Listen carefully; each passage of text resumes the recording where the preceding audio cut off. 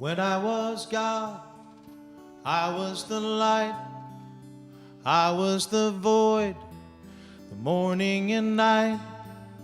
Then I was sky, I was the rain, the deep blue ocean, the fertile plain. But I could not see me at all. And I became stars, the sun and the moon. I played the ocean, a rhythmic tune. Then I was life, I drank the rain. I could feel pleasure, I could feel pain, but I could not see me at all. And then I was man, knew what I knew. I could make words to talk with you.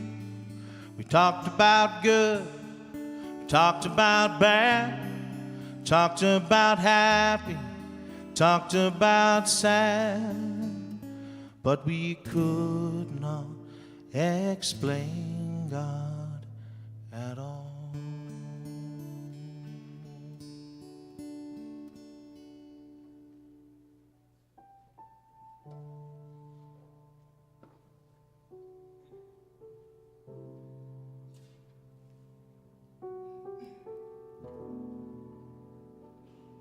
We inhale and exhale into this state of meditation, allowing our minds to quiet, inviting ourselves to become centered. In fact, directing every element of this body temple to heed these words, peace, be still, that we may be nurtured into a state of equilibrium, nurtured into a place of peace that passes all understanding, that we may move from the realm of the visible and expand our comfort with the invisible. We begin to feel that aspect of ourselves that's beyond body, beyond time, beyond identity. In fact, feeling ourselves being breathed into this moment. And as we notice the stillness in the body, the stillness in the fingers and the toes, as we notice that stillness, we allow ourselves to feel what is beyond this body, what is behind these eyes. We simply breathe here in the peace, in the quiet, in the sacred.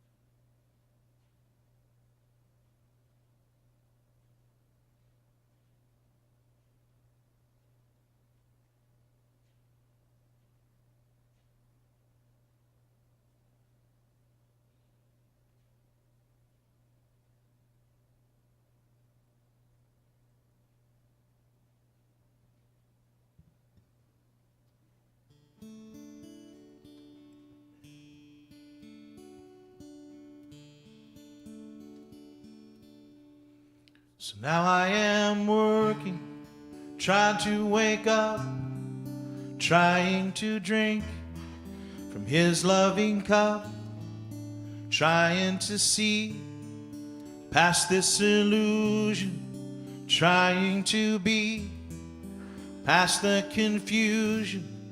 The truth is a whisper born in forever. I listen in silence and try to remember.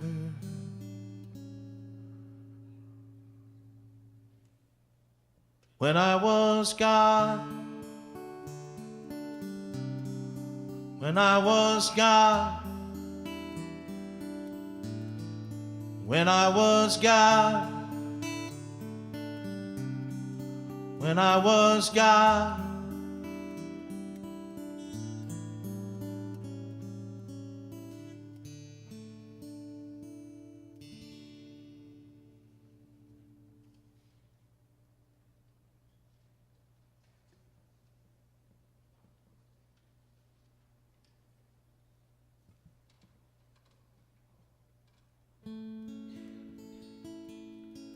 The Traveler, a poem by James Dillett Freeman. She has put on invisibility. Dear Lord, I cannot see, but this I know. Although the road ascends and passes from my sight, that there will be no night, that you will take her gently by the hand and lead her on along the road of life that never ends. And she will find it is not death, but dawn. I do not doubt that you are there as here, and you will hold her dear. Our life did not begin with birth. It is not of this earth. In this that we call death, it is no more than the opening and closing of a door. And in your house, how many rooms must be? Beyond this one where we rest momentarily. Dear Lord, I thank you for the faith that frees, the love that knows it cannot lose its own, the love that, looking through the shadows, sees that you and she and I are ever one.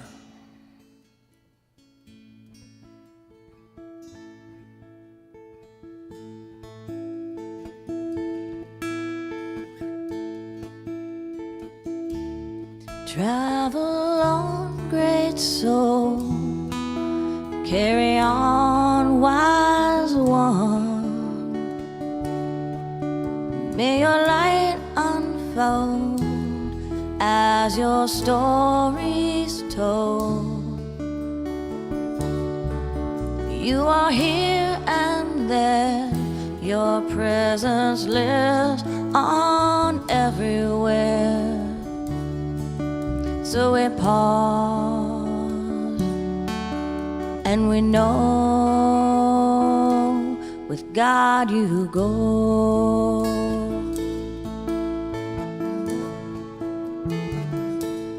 From the deep within to the great beyond,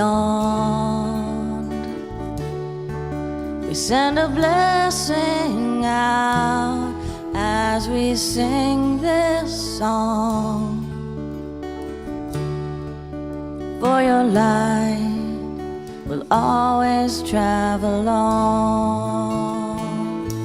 Oh, your love will always travel on. Yeah, your grace will always travel on. Amazing grace, how sweet the sound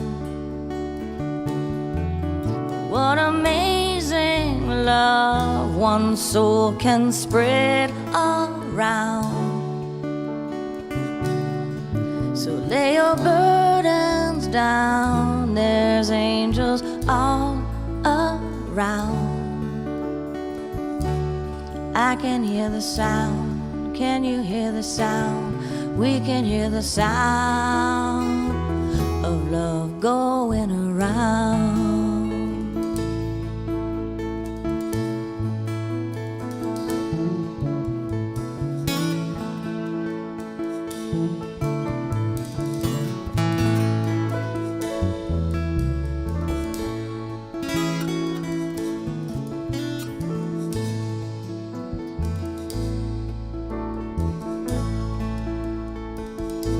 So travel on, great soul, carry on, wise one. May the light enfold as your story's told. You are here and there, your presence lives on everywhere.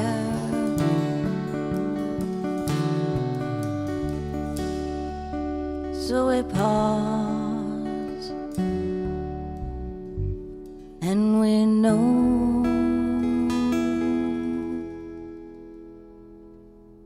with God you go.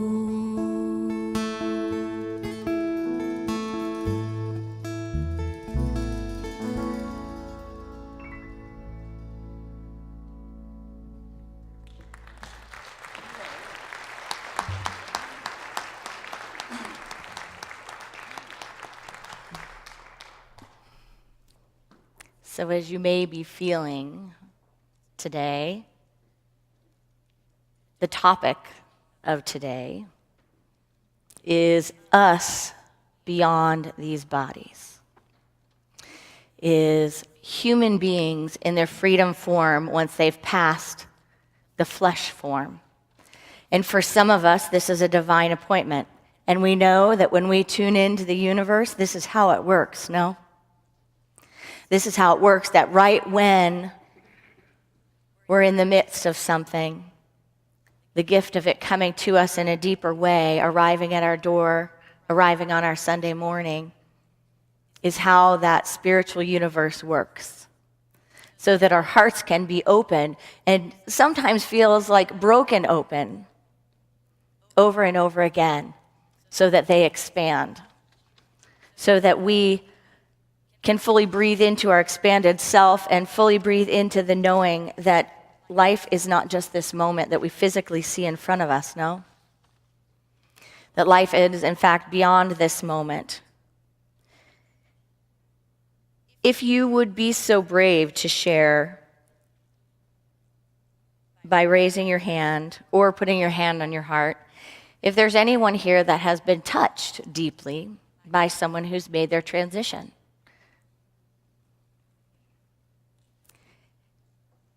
And when we're in this space that we can feel that, right? That's not just an idea. When we're in this space where we're open and we've presenced it, it is a full-bodied experience, right? And it's an experience of absolute love and open compassion. And you know what? There are people walking around every moment of every day with this moment, right? We don't know when we're going to pass them. We don't know when we're going to talk to them. We don't know when they're going to be standing right in front of us. But we know that when we go like this, that time has stopped and that we have experienced the actuality of time completely stopping and life completely rearranging itself. And we have found ourselves on the threshold of asking the deep questions about life and death. Now, one of the things I'm grateful for in Unity is that I'm not here to tell you I know what happens. We don't have a doctrine that says it's exactly like this. This is exactly what people go through. This is exactly what life is. But we do have ideas and experiences from wisdom that lead us to a few concepts in unity. And I'm going to share a couple of those concepts today. We don't talk about it a lot, but there are spiritual traditions that have ideas that,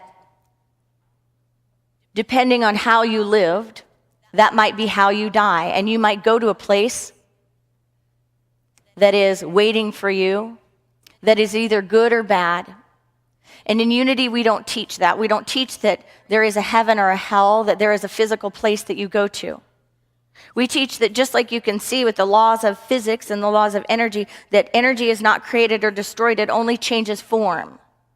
And so we teach this concept that heaven and hell are ideas of consciousness. They're ideas of consciousness.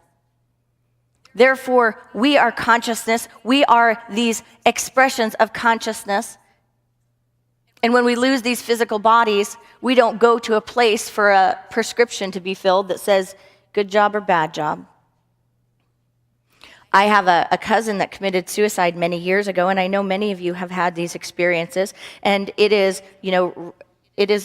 every day, right, that we see something about death or suicide, or if you've been watching the news lately, even the new evolution of people releasing their own body forms, right, their own lives, through taking medication just as we would with animals, right? And so there's all these concepts of death, and we're even being pushed, are we not? We're being pushed with our concepts and pushed with our ideas of what's okay and what's not okay, what's reserved for God and what's not. Right? But it used to be that suicide was one of the only things that we thought, that wasn't reserved for God because someone did it themselves. And there are some traditions, and I grew up in one, that tell you if that is the way that someone died, that they're not going to the pretty places, or that something bad is going to happen. We don't teach that in unity. We teach that we are born blessed, and I believe we teach that we die blessed. Because there is no thing that can happen, no thing that one can do, no thing that can occur in life to take away, to remove that blessing. It is an original blessing, and it goes with us, no matter how we come into this planet and no matter how we leave this planet.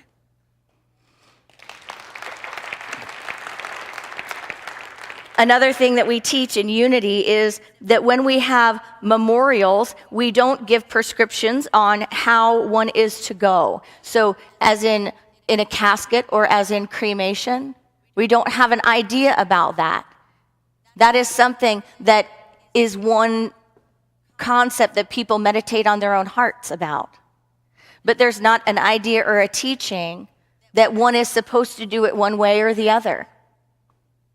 There's not a teaching, like even if you go back to ancient Egypt, right? There was entombing people and even putting their possessions with them. Spirituality throughout the ages has had a lot of traditions around what we do or what we don't do when we pass. But in unity, we don't give any prescriptions. It's all about coming to the heart center and listening to one's heart. And part of that can be really difficult, right? Because a lot of times, especially in hard times in our lives, we want the answers. We want the yes or no or the right or wrong.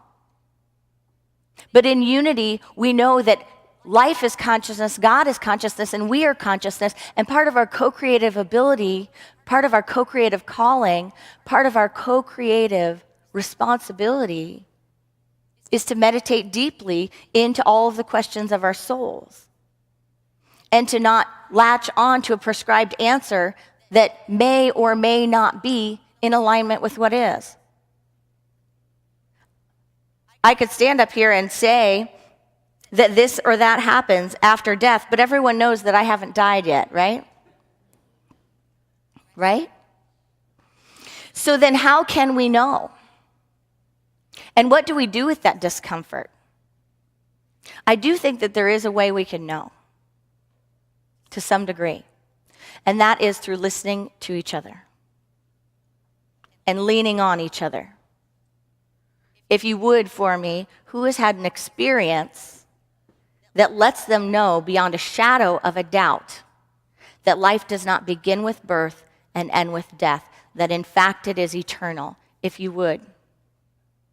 So just look around at that.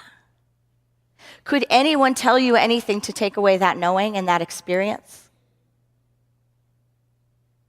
There's nothing that could be said, right? That would strip that. Now, one of the sad parts of the human condition is that we have these universal experiences, but sometimes they're so sacred or they're so raw that we don't share them, that we don't show up with each other. Have you ever had the experience when someone passes that you don't know what to say? So maybe you say nothing? I think one of the hardest things that can be in the field between people to make them feel not home or not comfortable on this planet or not wanting to be here is not showing up authentically. Because if we listen to what is on our hearts, and if we share when we're called to share, and if we listen when we're called to listen, if we ask when we're called to ask, we will recognize that in every moment we are absolutely sourced by a divine appointment. But if we play games of the mind like I have to be okay, and I have to act like I'm okay, or I have to act like I know what goes on or what happens, then we can put a block in that field of intelligence that draws us together with the right stories, the right prayers, and the right experiences. I've had my own challenge with how to pray when someone is in the space of possibly making their transition or possibly healing. Have you asked yourself that same question? How do I pray? How do I be in that space? If someone might be going or might be staying. And I've struggled to find an answer. I mean, do you want to look at how old a person is and say, oh, well, I guess we go at some point? Well, that doesn't make any sense, right? Because people heal themselves and live for another 20, 30 years, 10 years, and what we know is that every day makes a difference, doesn't it? One day makes a difference. One day is a miracle. The second our lives are touched by death, one moment, 1 minute makes the world of difference. Do we just let the physical realm direct our prayers and direct our thoughts? We hear something's terminal, so we go, okay, well, that's what it is. I guess I'll be in agreement with that. My best insights in those moments of authentically trying to be present is to say this prayer: may my energy, my strength, my thought, my vibration, my intention, my prayer magnify and multiply your soul's choice. May it magnify and multiply your soul's highest choice, period. And that's not something, right, that has a lot of direction to it. But it is something that if I could put my full body into that and I can authentically connect with you and say, I see you, I behold this walk that you're on, and let me lend every bit of what I have, conscious and unconscious, to the fulfillment of your sacred intention and your soul's knowing, your highest soul's choice in this moment, and may it be done through your will, through the will of the all, right? So today is about talking authentically about life and death. There was a story shared with me. I don't know if I'll exactly get it right, because you know how I am with joke kind of stories. I had to have it written down, and I'm still not going to quite get it right. But one of the things that I think is important is to question all of our thoughts, to question all of our concepts, right? And this was posed to me just a few weeks ago when I happened to be preparing for the talk on death. And it took me a while to get what was being shared with me. But listen to this and see if you get it. There's a vast difference between life and death. Many of us were taught that there is nothing after life, just death. Others were taught that when you die, you go to heaven and live in paradise. So there should be no sadness in our passing. Think if all the unborn lights, all the children waiting to be born, all of the people in the invisible form, who we know aren't even children, right? Because if they're in the invisible form, they're souls, they're you, they're me, and they're us without our flesh, right? They're us in our freedom form. So if all of the freedom forms that are in the realm of the invisible could communicate and could talk with one another, what would they say when one of them was born into our world? What would they say when one of them was born into our world? Would they say, "Oh, how sad, we lost another one. She was so wonderful, we'll miss her"? Perhaps they should say, "Another one has passed from us into another glorious world." Isn't it just interesting to flip your mind around for a moment? It's a concept that I hadn't really thought of. Like, if there's another realm where we're invisible and we're connecting, and we pop out of that realm into this, are they going to be missing us? And do we sit here in this torture chamber of missing to missing, flip-flopping back and forth into realities, in and out of flesh, missing each other? And I have thought before, one thing that has helped me stay grounded, I have thought before, what would the ones who have passed want for us?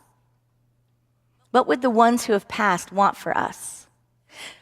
And I have kind of a gruesome mind, so in my mind it's like, a bad film where actually this disembodied friend is sitting here watching me have a very hard time, and I'm making it hard on them.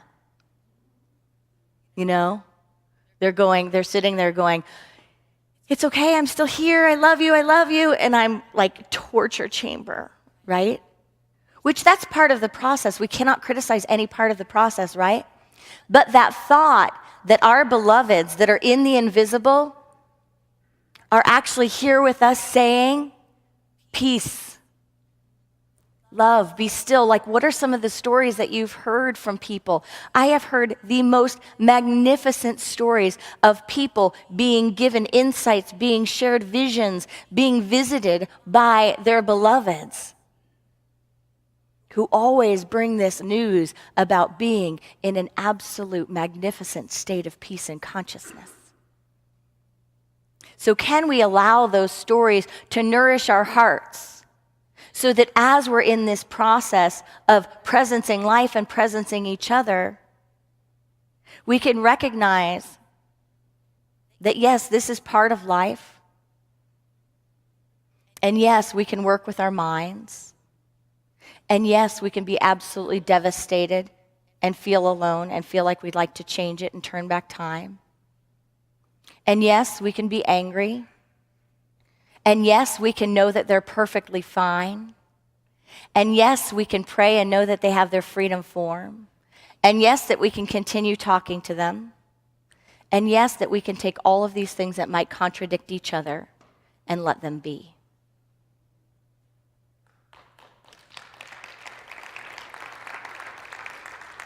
And just let them be. Anyone who's gone through experiences with death and transition knows that the one thing that we want to steer completely clear of is metaphysical malpractice, right? Saying, "Oh, they're alive and well, they're happier than you," right? Because one of the greatest fears, I think, is not actually of death. One of the greatest fears is of leaving people behind.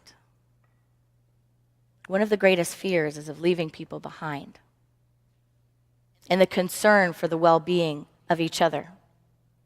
But if we could seize this moment where we all have our hands on our hearts and our hands up, if we could seize that moment, we have all the compassion embodied in everyone we have ever loved and anyone who has ever loved us, and we have more than enough to get through this moment.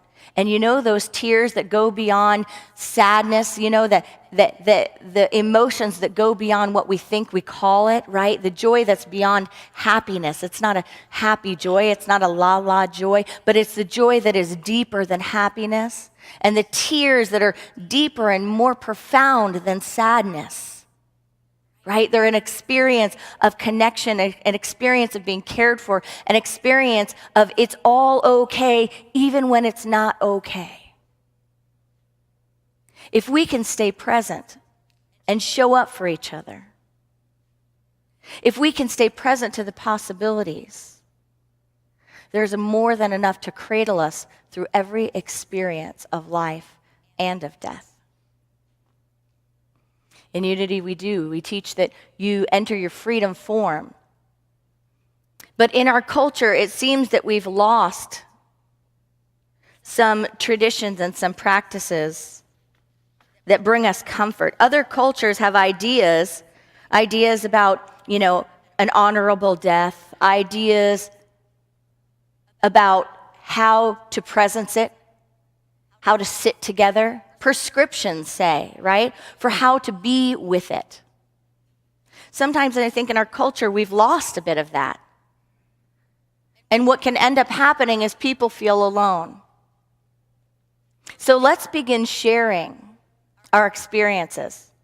And let's begin sharing the little tips, like never say to someone after someone passed, "Oh, it'll get better."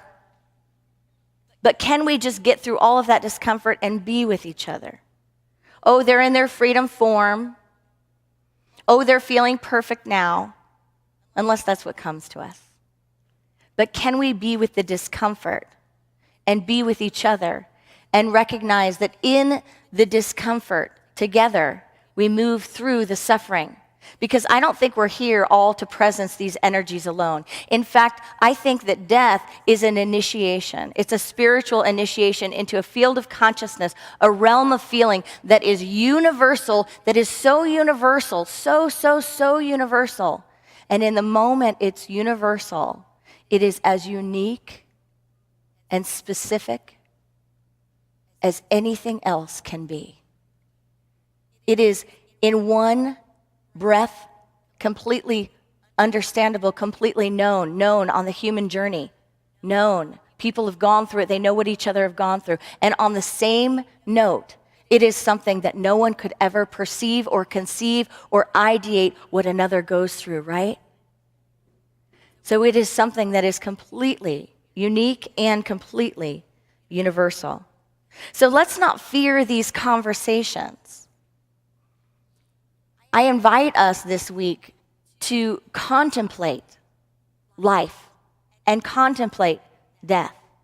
And just like you might read in a book from another culture, another period of time in history, another sacred practice, you might read about an idea and a philosophy behind it. To the best of that knowing, the idea behind what happens with death, what are our ideas around it, may we each come up with our own culture and our own concepts around it, and begin to talk about it. Begin to have the conversations. Because when we have those conversations and when we're comfortable with them, when we share with each other about life and death and about the fact that we're all not going to be in these bodies all of the time, what happens? The fears begin to fade. The more we discuss it, the more we presence each other with it,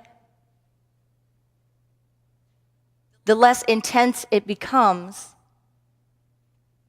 to be with it, the less fearful we are of conversations around transition. In the Gospel of Thomas,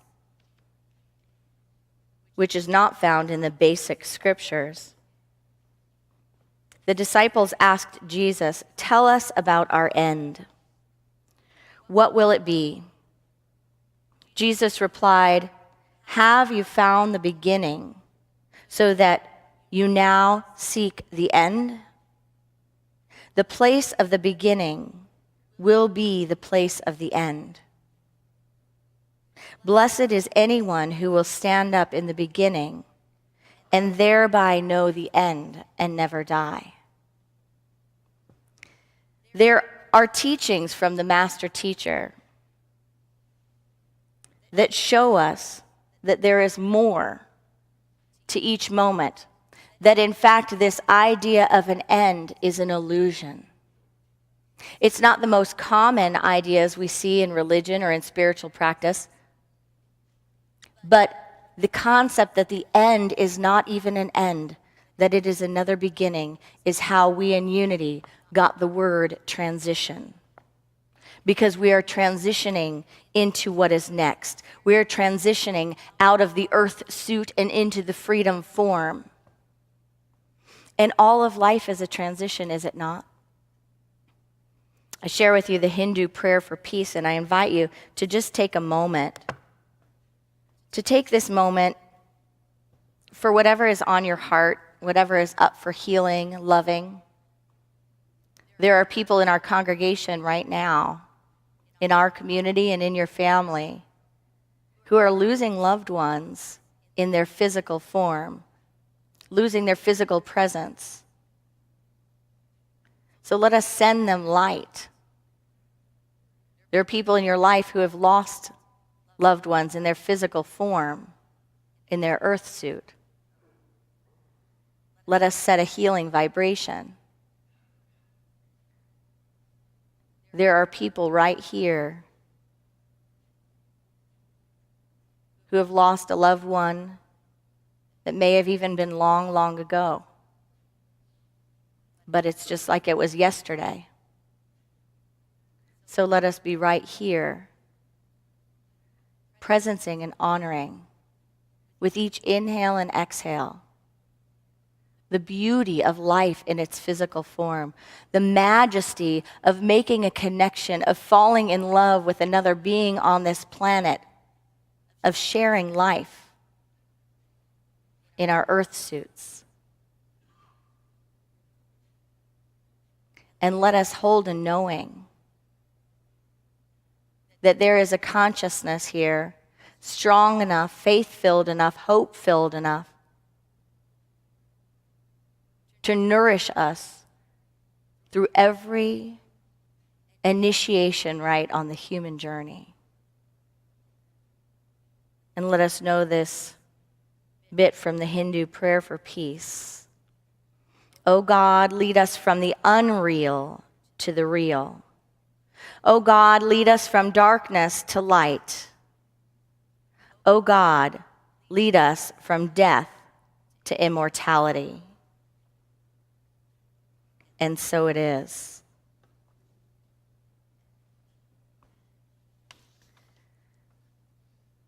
I invite us to have these conversations, to think and to talk about what we'd like to have done. If I passed, I get a lot of flack from my friends and family because I say that a lot. Like when I get on a plane, I'm like, if this is it, baby. I do it a lot. I do it so much that I've gotten comfortable with it, right? When was the last time you told your loved ones that it'd be okay if you go and that you'd be okay if they go?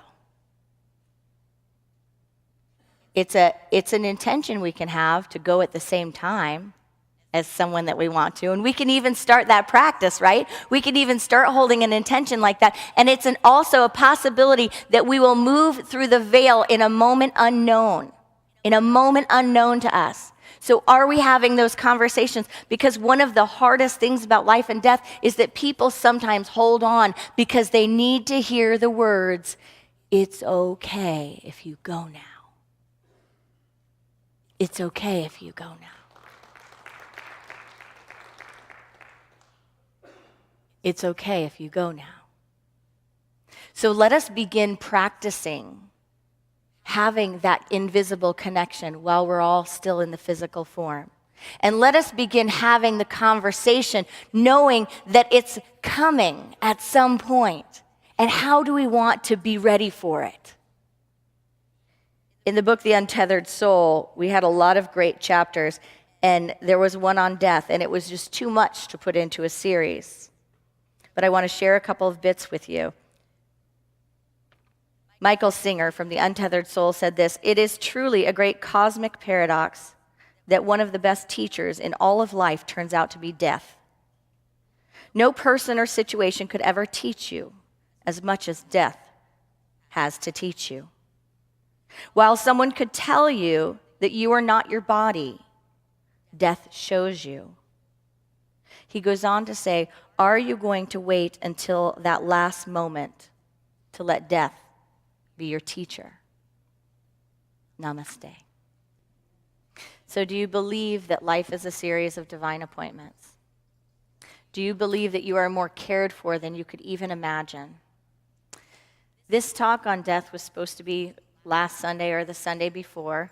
And do you believe that Steve Epley just wrote that song around that same time? And he happened to not be here on the Sunday I was going to talk about it, and I happened to choose to speak about it on another day. And today is the day.